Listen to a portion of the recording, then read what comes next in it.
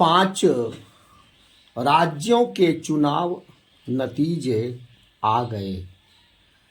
इन नतीजों में लोक लुभावन योजनाओं की कितनी भूमिका रही, इस पर बहस हो सकती है, लेकिन इसकी अनदेखी नहीं की जा सकती कि हर दल ने इस तरह की घोषणाएं की।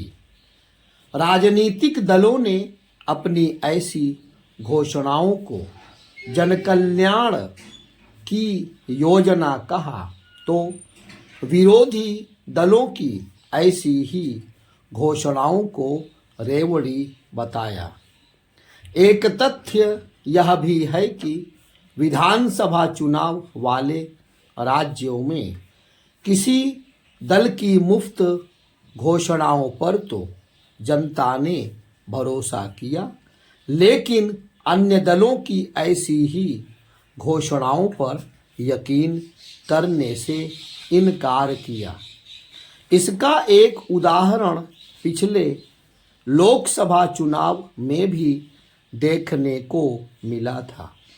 कांग्रेस ने बड़े जोर शोर से यह घोषणा की थी कि यदि वह सत्ता में आई तो सर्वाधिक गरीब 20% परिवारों को प्रतिवर्ष 72,000 रुपये देगी, लेकिन लोगों ने इस आकर्षक घोषणा पर भरोसा नहीं किया, क्योंकि एक तो इसके आसार कम थे कि कांग्रेस केंद्र की सत्ता हासिल करने में सफल हो जाएगी, और दूसरे कांग्रेस की सरकारों का इस तरह की योजनाओं को लागू करने का रिकॉर्ड बहुत खराब रहा है।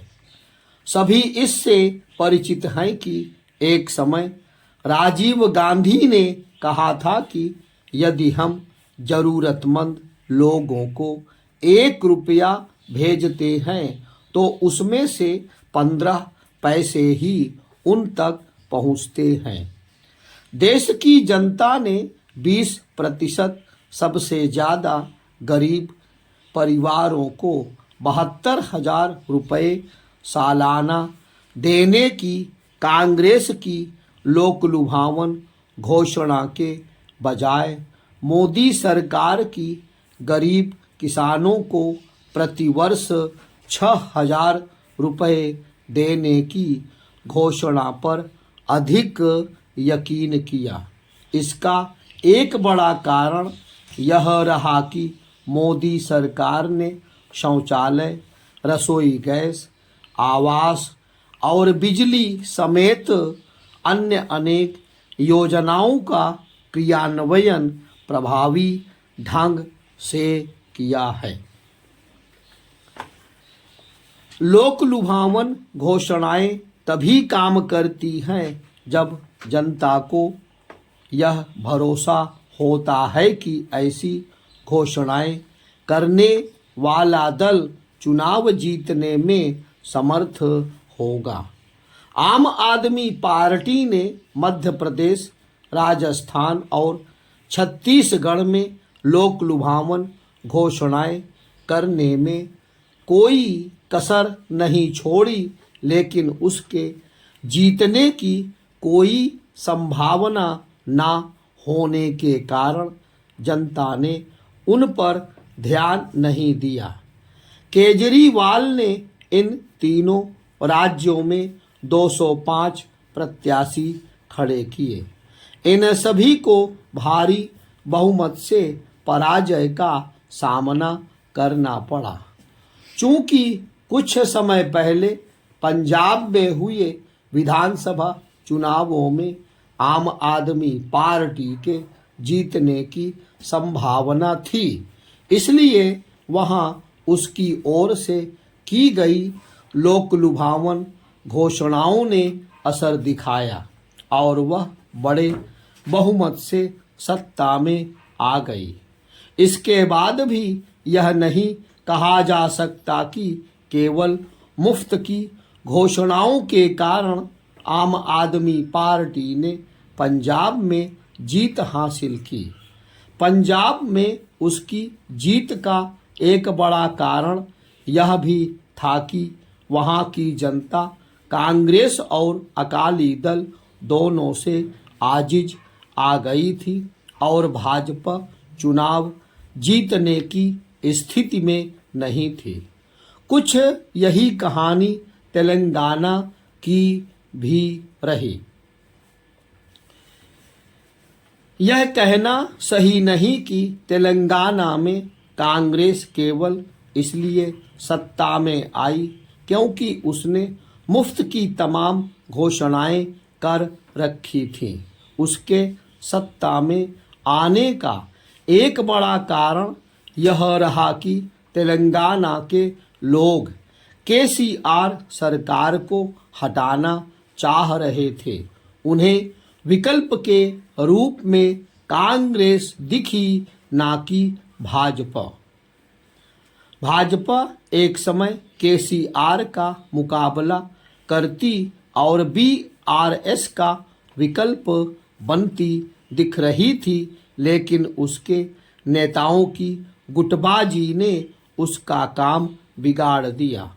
चुनाव के पहले यह स्पष्ट हो गया था कि भाजपा कितना भी जोर लगा ले, वह तेलंगाना की सत्ता में नहीं आने जा रही। इसके विपरीत कांग्रेस की संभावनाएं तभी बढ़ गई थी जब कुछ समय पहले उसने पड़ोसी राज्य कर्नाटक में जीत हासिल की थी। शायद इसी कारण केसीआर ने यह साफ कर दिया था कि वह ना तो एनडीए का हिस्सा बनेंगे और ना ही आईएनडीआईए का, जब तक वह परिभाषित नहीं होता कि कौन सी योजना रेवड़ी या फिर मुफ्तखोरी को बढ़ावा देने वाली है और कौन जनकल्याणकारी।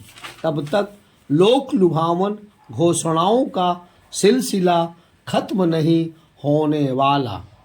देश की औसत जनता इतनी जागरूक नहीं कि वह यह फैसला कर सके कि कौन सी लोक लुभावन घोषणा उसका हित या अहित करने और साथ ही अर्थव्यवस्था को बल देने या फिर उसका बेड़ा गर्क करने वाली है।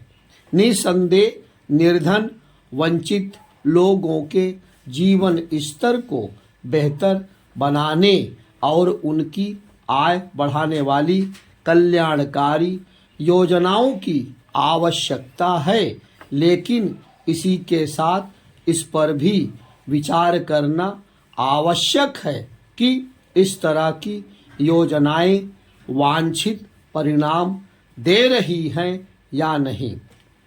यदि कोई योजना उत्पादक नहीं सिद्ध हो रही या फिर लोगों को आर्थिक रूप से स्वावलंबी बनाने में सहायक नहीं बन रही, तो फिर उसके औचित्य पर विचार होना चाहिए। इसलिए और भी क्योंकि कुछ योजनाएं मुफ्तखोरी की संस्कृति को बढ़ावा दे रही हैं। इतना ही नहीं, वे गरीबों को गरीब ही बनाए रखने का काम कर रही हैं। राजनीतिक दलों को यह समझना ही होगा कि जितनी जरूरी जनकल्याणकारी योजनाएं हैं, उतनी ही विकास की योजनाएं भी। यदि विकास की योजनाओं को गति नहीं दी गई, तो फिर लोक लुभावन योजनाओं से पीछा नहीं छूटने वाला। लोगों को मुफ्त बिजली, पानी, राशन आदि के साथ अच्छे स्कूल, अस्पताल, कॉलेज परिवहन के साधन और रोजगार भी चाहिए। ये रेवड़ियाँ बांटने से नहीं, विकास योजनाओं पर बल देने से ही संभव होंगे। चूंकि लोक लुभावन घोषणा करना जितना आसान होता है, उसे खत्म करना उतना ही कठिन। इसलिए किसी को इसका आकलन करना ही चाहिए कि मनरेगा सरीखी योजना कब तक जारी रखनी पड़ेगी या फिर 80 करोड़ से अधिक परिवारों को मुफ्त अनाज कब तक देना पड़ेगा।